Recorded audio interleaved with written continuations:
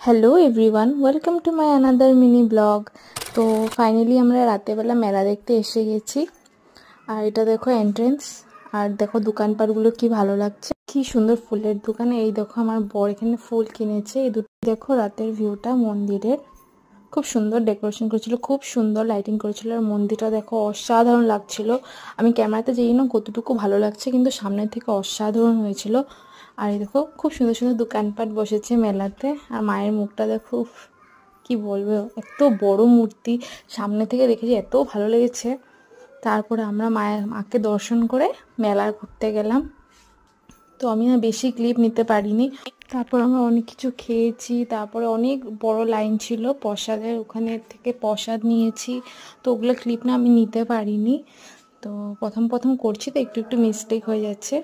তো আজকের জন্য এখানেই টাটা, দেখা হচ্ছে অন্য কোনো ব্লগে।